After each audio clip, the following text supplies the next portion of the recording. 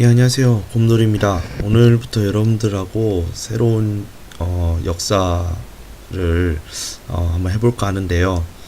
어, 그 역사 이름은 뭐냐면 바로 동아시아사가 되겠습니다. 자, 동아시아사라는 걸 제가 시작을 하게 될 텐데요. 동아시아사라는 과목은 중학교에 있는 것이 아니라 고등학교 학생들을 위한 그런 이제 내용이 되겠고요. 이 고등학교 즉 고3 여러분들이 수능 봐야 되잖아요. 그래서 수능 사회탐구에 들어가 있는 선택 과목 중에 하나입니다. 사회탐구가 되겠죠, 그죠? 자, 이렇게 우리가 동아시아사에 대해서 배워볼 건데, 먼저 이 동아시아사를 준비하는 데 있어서 제가 참조한 교재에 두 가지가 있는데 말씀을 드릴게요. 하나는 EBS 교재가 되겠고요. 또 하나는 천재교육에서 나온 교과서가 있습니다. 그래서 요 내용들을 가지고 제가 참조를 했기 때문에 여러분들 거기 감안해서 들어주시면 감사하겠고요. 요 EBS 교재에 나와 있는 내용과 천재교육에 나와 있는 교과서 내용을 조금 믹스를 해서 만들었으니까요. 여러분들께서 좀 편안하게 봐주셨으면 좋겠어요.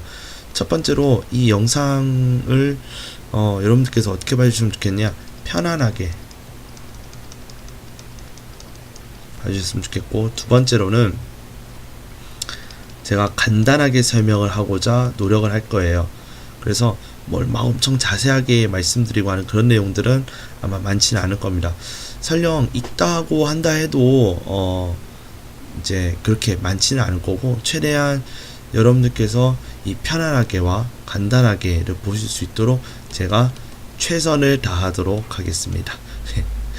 자, 그래서 세 가지에 대해서 제가 먼저 그 약속 같은 것 좀 이렇게 드렸고, 어떻게 나가 보겠다 이제 이런 거를 얘기를 말씀드렸고요. 자, 그래서 우리가 오늘 이 첫 시간인데요. 첫 시간에 무엇을 우리가 배우고 무엇에 대해서 알아볼 건지 한번 보도록 하겠습니다. 자, 이번 시간의 주제인데요.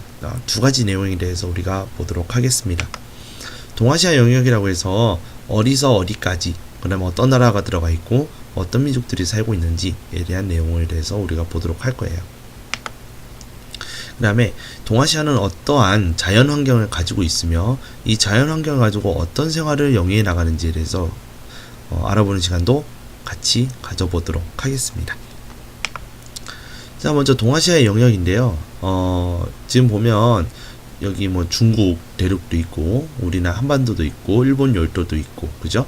위에 이제 몽골권도 있고, 사실 이 메콩강 밑으로 해가지고 또 베트남 지역도 있고 그렇습니다.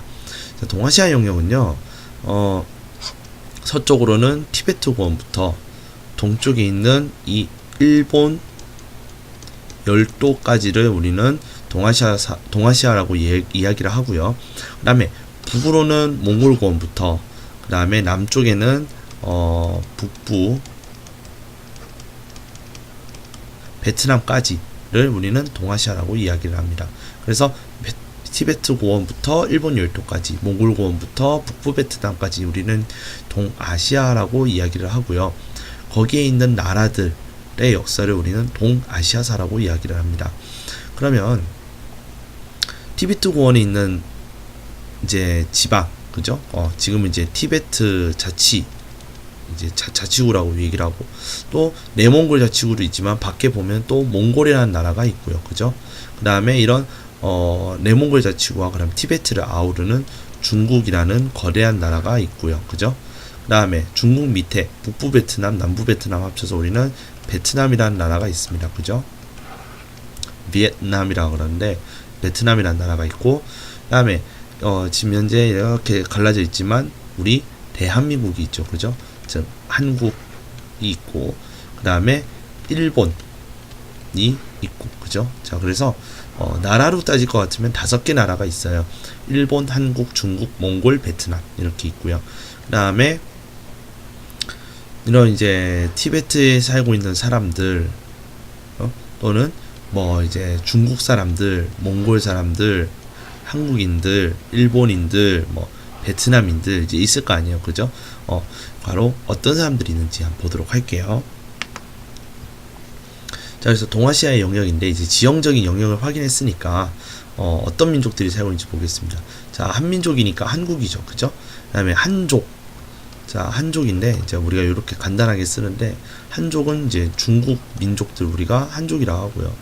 흉노족이라 해서 이제 북방에 살고 있었던 유목 민족들 중에 하나예요. 민족 중 하나가 바로 흉노족이 되겠고요. 그다음에 몽골족이라 해서 이제 몽골이란 나라에 살고 있는 민족들이 몽골족. 그다음에 티베트 자치구. 그렇죠? 네. 티베트족. 그래서 뭐 달라이라마 이제 이 사람이 이 티베트족을 이끌어 나가는 이제 왕이다라고 해서 이제 달라이라마가 있는데요. 이제 이런 티베트족. 그다음에 일본에 살고 있는 일본 민족. 예. 그다음에 비엔남에 있는 그러니까 베트남에 살고 있는 비엣족. 이제 이렇게 족속들이 이렇게 있고요. 자, 그다음에 우리 동아시아에 있는 나라들의 역사를 보면 한자 문화권, 불교 문화권, 유교 문화권, 그다음에 율령 문화권. 그래서 이 네 가지가 다 있어요. 이 동아시아 나라들을 보면은. 그래서 중국에서 만들어졌던 한자, 중국에서 만들어졌던 유교, 그다음에 중국 당나라 시대에 완성된 중국식 율령 체제. 자, 이런 것들은 한중일, 그 다음에 몽골, 베트남 마찬가지로 전부 다 이 문화권들에 다 공통적으로 있고요. 또한 이 불교는 인도에서 만들어져서 한나라 때 넘어오는데 이 한나라 시대 때 이제 번성했던 불교도 역시 한반도로도 전파가 되고 일본으로도 전파가 되고 그 다음에 이제 밑으로 내려가서 이제 베트남으로도 전파가 되는, 그래서 불교 문화권도 가지고 있어요. 그래서 한자, 불교, 유교, 율령 이렇게 네 가지를 우리는 동아시아 문화권이다라고 얘기를 합니다. 자, 그래서 이런 동아시아에 있는 동아시아 지역에 있는 나라들은 어떠한 역사들을 가지고 있느냐라는 거예요. 그래서 문화와 인적 교류라고 되어 있는데 이걸 제가 두 가지로 나누면, 첫 번째는 동에서 서로, 그러니까 동양에 있는 동아시아 나라들이 서양에 영향을 미친 것, 그 다음에 이제 서쪽에 있는 나라들이 동아시아에 영향을 미친 것, 이런 것들을 간단하게 좀 살펴보고자 해요. 자, 먼저 처음에 이제 고대 문화와 인적 교류 이제 이런 것들이 있었는데, 자, 먼저 이 밑에 있는 것 먼저 볼게요. 서쪽에서 이제 동아시아로 영향을 끼친 것들이 무엇이냐면 불교는 인도에서 왔죠. 인도는 동아시아보다 좀 서쪽에 있어요. 아시겠죠? 예. 그래서 우리가 밑으로 조금 더 가면 이 히말라야 산맥 쪽으로 해서 넘어가면 이게 인도예요. 그죠? 겐지스강이 여기 있잖아요. 그죠? 여기가 인도예요. 그래서 인도에서 만들어진 불교, 그 다음에 네토리우스 교다 해가지고 이거와 굉장히 비슷한 것이 크리스트교라고 있어요. 네. 너무 우리가 이제 지금은 너무 우리가 어렵게 보지 말자고요. 그죠? 네토리우스교라는 것도 넘어왔고요. 이거는 중동 지방에서 넘어와요. 이제 서아시아 또는 이제 그런 데서 넘어오고요. 그다음에 이슬람교도 들어오고요. 그다음에 포도도 들어와요. 포도는 흑해 지방에서 넘어와요. 그다음에 수박도 들어오는데 수박은 아프리카에서 넘어옵니다. 이런 것이 동아시아보다 서쪽에 있는 나라들한테서 넘어온 그런 이제 문물 같은 거라고 보시면, 이제 동아시아가 서양 또는 이제 서쪽 지방에 영향을 미친 것들이 무엇이냐, 또 무엇을 가지고 교류를 했느냐 보도록 할게요. 먼저 제지술입니다. 제지술이라는 건 무엇을 만드는 거예요? 종이를 만드는 거죠. 그다음 두 번째, 인쇄술이라는 것도 우리가 굉장히 많이 발달했어요. 그죠? 인쇄술이라면은 찍는다, 맞죠? 책을 만들고, 그죠? 그런 것들 우리 인쇄술이라고 이야기를 하죠. 뭐 목판 인쇄술, 금속 활자, 그죠? 뭐 활판 인쇄, 그런 것들 있죠. 네. 그런 내용들이에요. 또 차문화, 영어로 이야기하면 카가 아니라 T죠, 이거는. 그다음 비단, 그다음 도자기. 도자기 하면 한국 같은 경우에는 굉장히 많이 발달했을 때가 고려시대가 되겠죠. 고려 청자였던 시기. 그 다음에 중국 같은 경우에는 당나라 시대 때부터 당삼체라는 그 도자기가 유명해지기 시작했고, 그 다음에 일본 같은 경우에는 이제 에로막부 이후에 조선의 영향을 받아서 도자기 산업을 크게 융성했던 이제 그러한 역사가 있습니다. 그죠?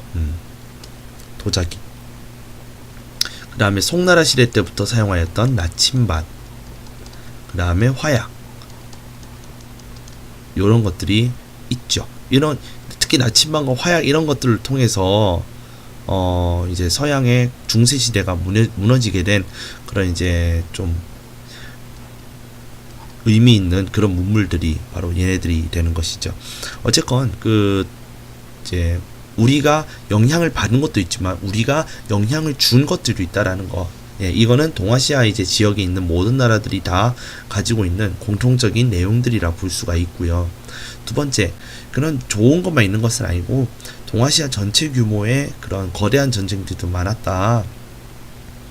그래서 좀 보자면 대략적으로만 봐도 우리가 한 가지는 알 수 있어요. 한나라 시절에 한 무제의, 이제 무제는 황제예요. 예, 한 무제가 어떤 정복전쟁인데 이 정복전쟁이 어떻게 넓어지냐면 한반도로도 쳐들어가서 거기에 있던 그 고조선을 멸망시켜서 한 사군을 설치한다든지 또는 베트남에 이제 쳐들어간다든지 뭐 이제 그런 것들 있죠. 예, 그런 내용. 그 다음에 몽골 대제국을 건설하잖아요. 징기스칸 때, 그죠? 칭기스칸 시절 몽골 대제국을 건설했을 때 중국, 한국, 그 다음에 몽골은 볼 것도 없고요, 그죠? 그렇게 대제국을 세웠던 그 시기. 그 다음 한참 뒤에 가서 2차 대전 당시 어떤 것들이 있을까요? 이제 일본에 이제 이렇게 얘기를 하죠. 대동아 공영권이다라는 이야기를 해요. 그래서 일본을 중심으로 해서 모든 이제 아시아 국가가 같이 살자라는 그런 약간 식민주의 정책 같은 건데요. 그런 이제 대동아 공영권으로 인해서 이제 미국과 이제 싸우게 되죠. 그러면서 태평양 전쟁이 일어나요. 이때에도 이 동아시아의 나라들이 굉장히 많이 이제 이 2차 대전에 휘말리게 되는 것이죠. 그래서 정말 이게 2차 세계대전은 정말 세계대전이에요. 모든 나라들이 이 전쟁에서 다 이제 연루가 되고 다 모두가 참여를 해서 각자의 그런 이제 이득 같은 걸 이제 챙기기 위한 이제 그런 이제 세계 대전이 되는 것이죠. 자, 어쨌건 이러한 것들도 다 뭐냐면 역사 속의 동아시아의 나라들이 가지고 있는 공통적인 전쟁 아픔이라는 것이죠. 그다음 개항 및 근대화인데요. 중국 같은 경우에는 이제 아편 전쟁 이후로 이제 개항을 한다든지 근대화의 이제 길로 들어서게 되는 것이고, 일본 같은 경우도 이제 페리 제독에 의해서, 그죠? 네, 일미 화친 조약 이런 것들을 맺으면서 역시 메이지 유신 지나가면서 점점 근대하기 시작하고, 우리나라 같은 경우에는 이제 자체적으로 이제 그런 것들을 이제 하려고 했었지만 결국에는 일본의 간섭에 의해서 또는 이제 일제의 그런 좀 그런 외부적인 그런 영향으로 인해서 우리가 좀 근대화를 하게 된 부분은 있잖아요, 그죠? 그러니까 강화도 조약 이후로부터 해서 우리가 개항을 하고, 그 다음에 일제의 좀 강압적인 그런 이제 간섭에 의해서 우리가 근대화를 좀 억지로 하게 되는 부분, 그죠? 그 다음에 자체적으로 할 수 있는데도 불구하고 일제의 간섭에 의해서 그 근대화를 시작해야 했던 그런 우리 좀 그런 안타까운 현실, 그런 거죠, 그죠? 네, 이제 이런 내용들이 다 동아시아 나라들 역시 서양의 세력과 또는 그 동아시아의 세력에 의해서 개항 및 근대화를 하게 되었다, 이렇게 우리가 알아볼 수가 있는 것이죠. 자, 그런데 우리가 왜 이런 동아시아사를 왜 배워야 될까라는 거예요. 최근 영토 분쟁 해가지고 우리가 대략적인 거 알아볼게요. 물론 한국 위주로 한번 얘기해보고 나머지 하나는 이제 중국과 일본 사이에 있는 뭐 야오이라이 뭐 이제 그런 내용들이 있어요. 그죠? 자, 먼저 우리나라하고 일본 간 영토 분쟁이 하나 있죠. 어디죠? 독도죠. 그죠? 두 번째, 우리나라와 중국 간의 영토 분쟁이 또 한 곳이 있어요. 거기 어디냐? 간도죠. 그죠? 세 번째, 중국과 일본 사이에서도 이제 그런 영토 분쟁이 하나 있죠. 그죠? 이런 것들 분쟁과 역사 인식 갈등 하면 일본은 뭐예요? 독도 점유를 가지고 또는 역사 왜곡 이런 것들을 하고요. 그죠? 네. 그다음에 중국도 역사 왜곡을 해요. 이거를 우리는 하나의 이제 개념화로 이제 얘기할 수가 있죠. 뭐죠? 동, 북, 공정 이런 걸로 우리가 설명이 가능하더라는 거예요. 이런 것들에 대항하기 위해서라면 얘네들의 역사에 대해서 우리가 객관적이고 우리가 주체적으로 알아야 되고 그런 이제 개방적인 사고를 통해서 이러한 나라들이 왜 이런 것들을 하는지 또는 원래는 어떤 역사가 있었는지에 대해서 우리가 알아야 된다. 그래서 이 동아시아사를 배워야 된다 라고 나와 있어요. 이거는 우리가 편안하게 보고 넘어가시면 돼요. 자, 그러면은 동아시아 영역과 그 다음에 동아시아사를 배워야 되는 이유에 대해서 우리가 살펴봤다면 지금 볼 내용은 무엇이냐면 동아시아사의 기후 또는 그런 지형 그런 이제 자연 환경들과 그런 자연 환경을 통해서 동아시아 사람들은 어떠한 생활을 했을까라는 그런 내용들을 보자라는 거예요. 자, 지금 이 지도를 보시면 굉장히 그 과학 교과서에 나올 법한 이제 지도인데 자, 보시면은 이 여러분들이 다 아시겠지만 이게 영도다 싶으면은 여기 20도고 여 마이너스 20도고 뭐 이게 기온이잖아요. 자, 먼저 보시면 일단 이 밑에 있는 지방으로 갈수록 온도가 어떻겠어요? 높겠죠. 그 다음에 북쪽으로 갈수록 온도가 낮겠죠. 그죠? 자, 이렇게 봤을 때 자, 그렇게 봤을 때 연 강수량을 해서 보면 더운 지방에서 비가 많이 내려요. 추운 지방에서 비가 많이 내려요. 더운 지방에서 비가 많이 내리잖아요. 그죠? 그렇기 때문에 이런 이 밑에서 세게 되는 이쪽에서는 보통 비가 많이 내리기 때문에 논농사를 많이 하더라는 거예요. 자, 논농사를 많이 하게 되더라는 거예요. 그 다음에 250에서 500, 500에서 1000 이러잖아요. 그리고 요 딱 한 칸 또는 여기에 어느 정도까지는 여기서는 무슨 농사를 하냐면 밭농사를 하더라는 거예요.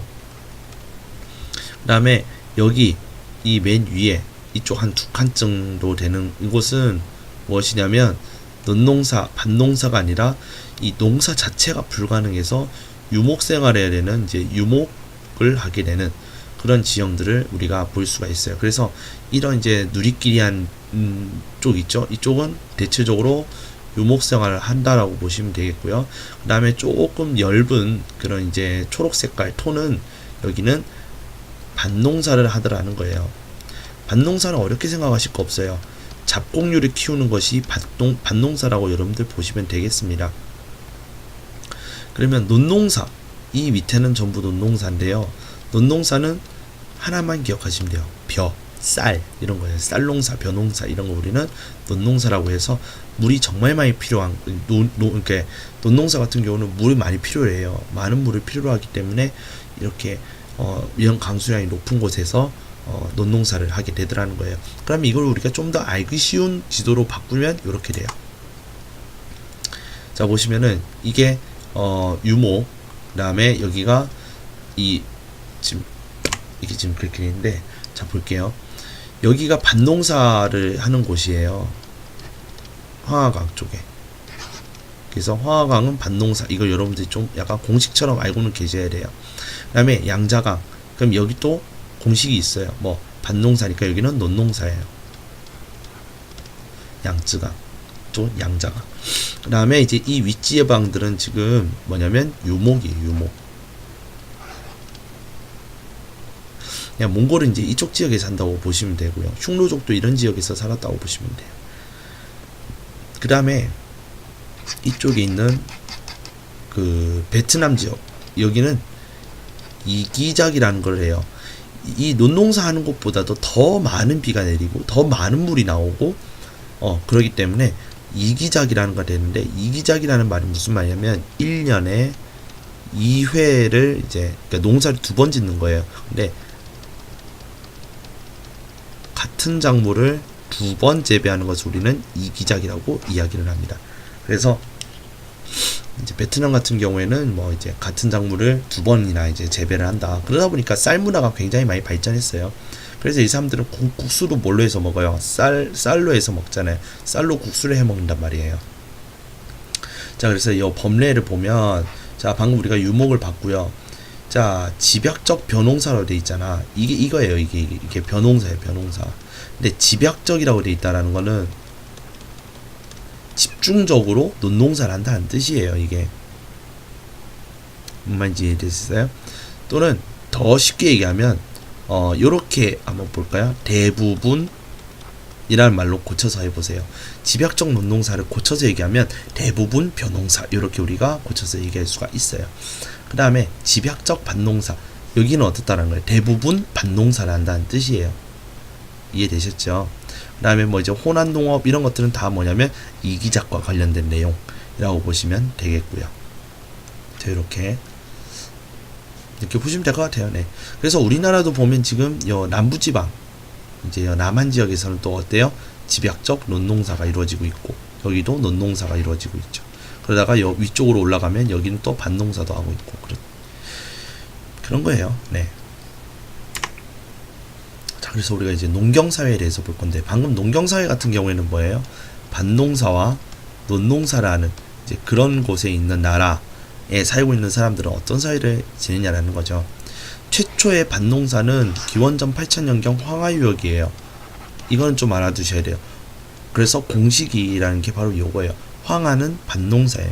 그러면 양자강 얘는 뭐예요? 논농사예요. 됐죠?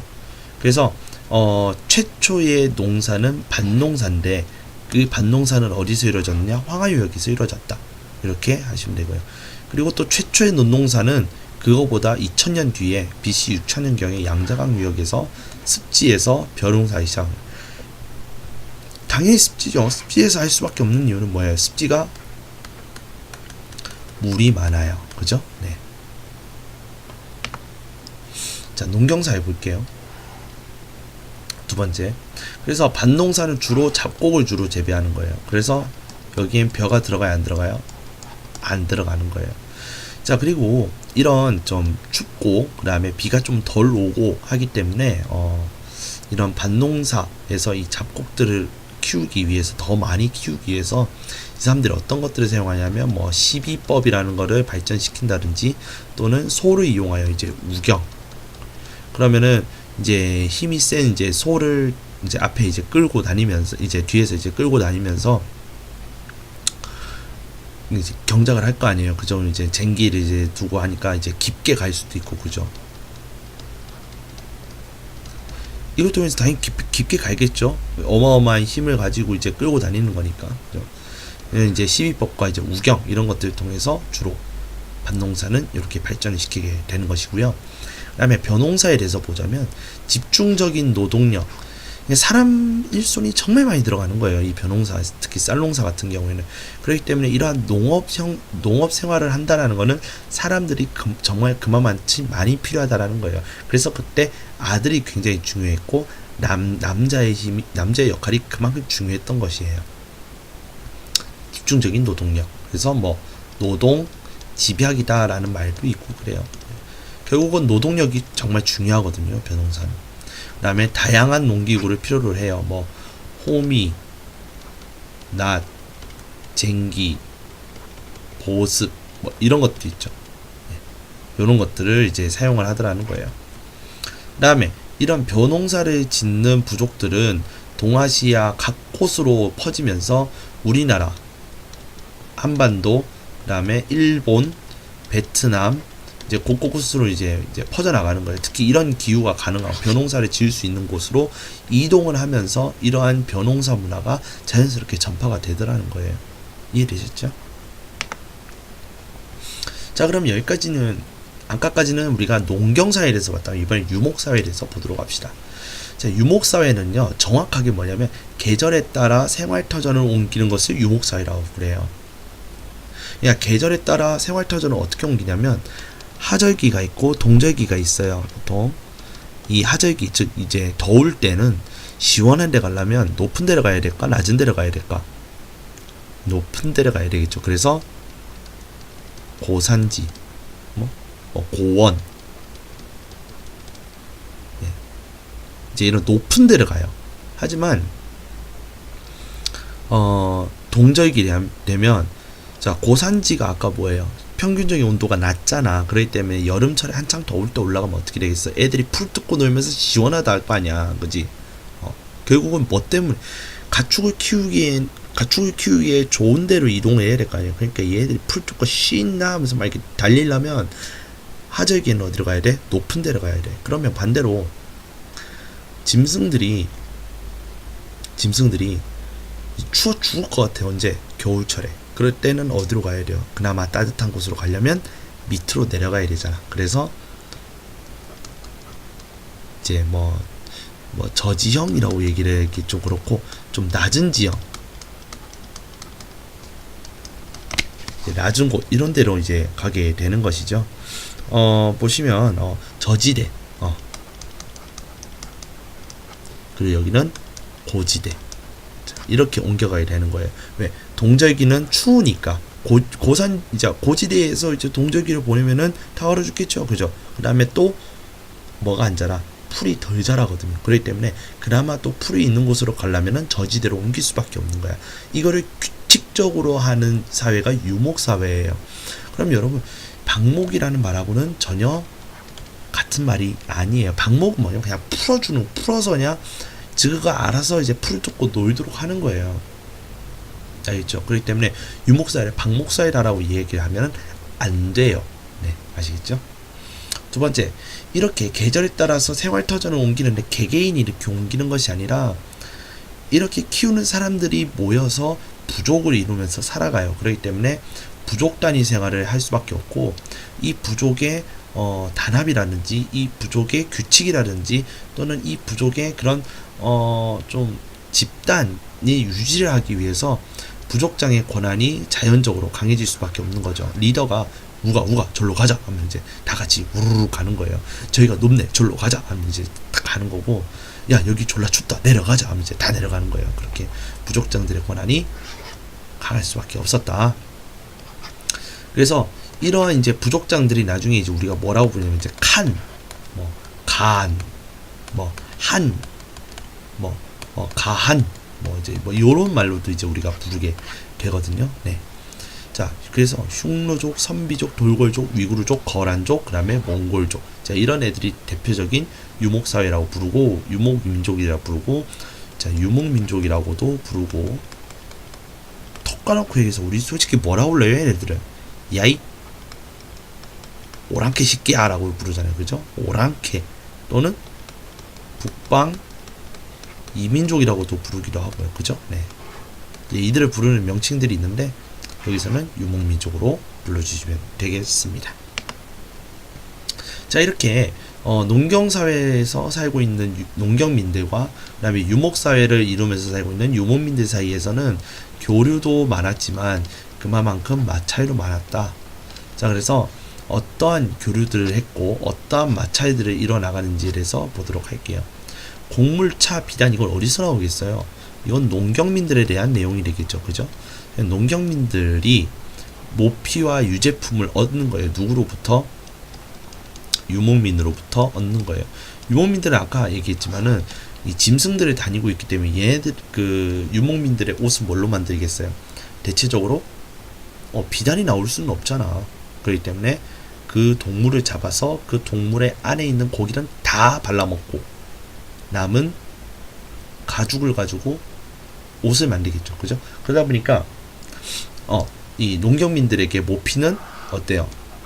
낯선 거죠. 그러니까 오 졸라 신기해, 오 졸라 이뻐 보여 하면서 따뜻해 보여 막 사는 거예요. 그죠? 마찬가지로 이 유목민들에게 있어서 이 비단이라는 거 보니까 우와 씨 졸라 이쁘네 이러는 거야. 왜 졸라 이뻐. 이거 우리 마누라 갖다 주면은 졸라 이쁘게 될 것 같아. 하지만 입어도 안 이뻐지더라는 그런 좀 안타까운 현실. 자, 어쨌건 이런 비단이나 모피 이런 것들을 교환하고 그렇게 사고 팔면서 이런 교류들을 하기로 하죠. 또 유제품 같은 경우는 어찌 보면 당연하죠. 말 우유, 이제 말에서 짜는 이제 뭐 젖이랑 이제 말의 젖, 양의 젖, 또는 소의 젖, 그 우유죠, 그죠? 그런 것들, 이런 유제품이 굉장히 많이 발달했을 반면에 농경민 같은 경우에는 이제 차나 이런 이제 차를 재배를 할 거 아니에요, 그죠? 그래서 기본적으로 얘네가 차 문화가 발전할 수밖에 없었던 것이 뭐냐면, 이 황하강을 기준으로 했을 때 이 황하강이 굉장히 더러워요. 정말 dirty한 이제 물이야. 그렇기 때문에 이 물을 정화시켜서 먹을 방법이 없었던 거죠. 그때 그 당시에는. 그러니까 끓여서 찻잎을 띄어서 우려서 먹는 그런 문화가 발전했는데, 그것이 결국 차 문화로 발전을 하게 되는 거죠. 그다음에 곡물 이런 것들도 이제 바꾸는 거야. 이해되셨죠? 그래서 대표적인 곳이 어디냐면 차마고도라는 곳이 있어요. 차가 여기서 말하는 차고요. 마는 말 맞자야. 그래서 차와 말을 바꾸는 그런 교역로가 되겠고요. 이런 씹새끼 때 송나라에서 있었던 이제 교역로인데, 송나라가 누구랑 했냐면 그 당시에 토번국이라고 해서 지금의 이제 티베트 지역에 있었던 그런 이제 이민족 국가 중에 하나가 토번국이에요. 그래서 이제 송나라와 토번국 사이에서 있었던 그 교역로인데, 송나라 같은 경우에는 이제 이런 토번국과 이제 교역을 하려면 토번국과 연결이 있는 지방이 될 거 아니에요. 그래서 우리가 운남 지방이라고 부르고 윈난이라고 부르는 곳과 그 다음에 사천이라고 부르면서 스촨이라고 읽는 이런 지방에서 이런 차마고도가 발견이 되더라는 거예요. 이해되셨죠? 네. 그렇지만 항상 이 사람들이 그런 교류만 하던 것은 아니었단 말이에요. 마찰도 많았는데 교역의 제한, 항상 이렇게 뭐 문을 열고 왔다 갔다 할 수 있는 거는 아니란 말이에요. 어떤 사정이 생겨서 교역을 못 할 수도 있고, 또는 이들이 싸웠기 때문에, 또는 이들이 내놓을 게 없어서 그럴 수도 있지. 그로 인해서 이런 이제 농경민과 유목민들 사이에서 이제 교역이 제한돼서 더 이상 교역을 못 할 때, 그때 그냥 기후 변화로 인해서 이제 얘들이 이제 높은 데로 이제 올라가야 될 시기에는 얘들이 교역하기 어려울 거 아니야, 맞지? 또는 내려와서 뭐 한다 할 때는 얘네들이 뭐 또 어떤 이제 추워서 안 나온다라든지 뭐 어쨌건 여러 가지 기후 변화로 인해서 또 교역을 안 할 수가 있어요. 또는 여기서 말하는 기후 변화라고 하는 거는 뭐 이제 농작물 같은 경우에는 사실 가을철에 싹 다 추수를 해서 이제 그거 식량을 가지고 먹는 거잖아. 세금도 내고. 하지만 이들에게 있어서는 뭐냐면은 이 겨울철 같은 경우에 유목민족들은 굉장히 먹을 게 없을 거예요. 그죠? 얘네들이 뭐 무슨 뭐 농사를 지어서 먹는 것도 아니잖아. 사실 자기 가축들을 잡아서 먹는 거잖아. 그러다 보면 나중에는 먹을 게 없을 수가 있단 말이에요. 굉장히 가난하게 지내야 되는 그런 상황이 벌어지는데, 이때 이제 이런 유목민들이 전쟁을 일으키기도 해요. 그러니까 훗날 이거죠. 이런 기후변화로 인해서 먹을 게 없어졌을 때, 이런 유목민들의 생필품이 부족했을 때 여기는 식량도 있고 등등등등 다 있는 거예요. 이런 식량을 비롯한 생활하는 데 있어서 필요한 것들이 부족해지는 현상으로 이제 이어졌을 때 얘들이 보통 전쟁을 발생시켜요. 그래서 이런 식으로 생각하면 돼요. 어떤 이제 유목민족의 그 가족에서 엄마 배고파 밥 줘 이랬는데, 애야 우리는 밥이라는 걸 안 처먹잖니? 우리는 고기를 처먹자니? 엄마 그럼 나 고기 배고파 이랬는데, 그럼 고기가 딱 떨어졌네. 그러면 우유 먹어 했는데, 엄마 그럼 우유 좋겠다, 우유 아이스크림에 쪽 있는데 우유가 어떻게 되는 거야? 똑 떨어졌어. 어제 아빠가 술을 열심히 쳐드시는 바람에, 그죠? 네. 하면서 이제 꼴깍꼴 다 먹어버린 거야. 그러니까 애가 먹을 게 없어지니까 어떻게 되는 거야? 칼 들고 나가서 옆에 있는 옆 지방에 있는 농경민들을 털어오는 거예요. 아빠 왔대 하면서 뭐 갖고 오는 거야? 막 쌀이랑 갖고 오고, 차 갖고 오고, 비단 갖고 오고, 우와 당신 최고 하면서 또 이렇게 만찬을 벌이는 거죠. 이런 식으로 유목민들과 농경민들은 사이 좋았다가도 안 좋았다가도 그런 이제 교역 또는 교류 또는 이제 마찰, 이런 일들이 많았다라는 것을 우리가 알 수 있는 것이지요. 자, 그렇게 해서 오늘은 이 정도까지만 하면 될 것 같습니다. 자, 오늘 첫 시간인데 들어주셔서 또 시청해주셔서 감사드리고요. 한 번쯤은 구독과 좋아요를 눌러주시면 저한테 큰 힘이 될 것 같습니다. 지금까지 곤돌이었고요. 다음 시간에 또 뵙도록 하겠습니다. 감사합니다.